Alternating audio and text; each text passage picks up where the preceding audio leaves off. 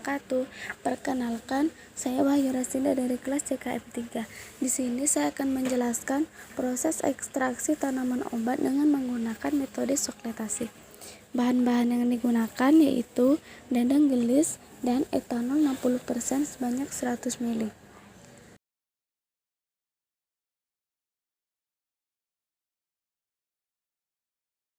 Langkah kerja yang pertama, timbang bahan sebanyak 10 gram, lalu bahan dibungkus dengan kertas saring.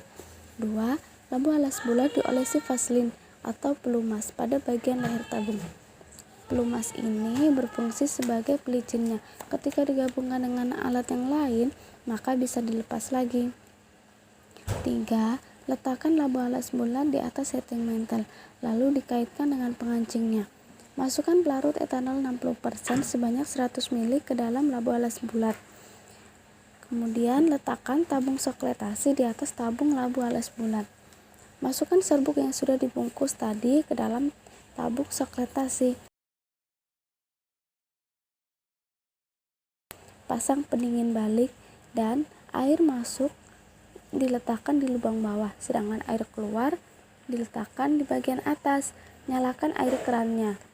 Nyalakan heating mantelnya dan tunggu bagaimana proses itu berjalan. Proses sokletasi ini berlangsung dari 8 sampai 24 jam. Setelah proses selesai, ambil hasil sokletasi dan dilakukan proses penguapan. Sebelum penguapan, timbang terlebih dahulu cawan kosongnya. Kemudian, tuangkan cairan sokletasi ke dalam cawan. Penguapan berfungsi untuk mengeluarkan pelarut dari zat aktifnya. Hasil penguapan ekstrak kental dan jika ditambahkan dengan amprotat, maka menjadi ekstrak kering.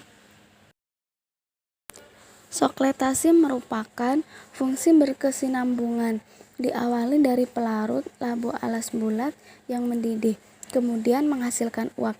Uap naik ke atas melewati tabung soklet, kemudian masuk ke pendingin balik. Di pendingin, uap tadi berkondensasi menjadi meletup air, sehingga menetes ke bawah berbentuk molekul air. Kemudian menetesi simplicianya dan mengambil zat aktif simplicia tersebut. Kemudian disokletasi, cairan masuk ke dalam pipa kapiler yang nanti semakin lama akan semakin penuh. Ketika pipa kapilernya penuh, dia akan turun melalui pipa sifon dan kembali ke labu alas bulat lagi. Jadi, ekstrak yang diambil masuk ke dalam labu alas bulat. Ketika semua cairan di tabung soklet sudah masuk ke dalam labu alas bulat, proses ini tetap berjalan karena uap dari pelarut tadi akan naik lagi ke dalam pendingin balik, kemudian terkondensasi di dalam pendingin balik. Kemudian akan menghasilkan molekul air lagi dan akan membasahi simplicia tersebut dan mengambil zat aktifnya. Kemudian masuk ke dalam pipa kapiler, lalu masuk ke pipa sifon dan turun lagi ke labu alas bulat.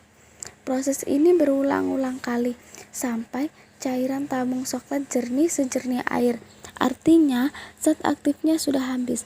Semua zat aktif tertampung di dalam labu alas bulat.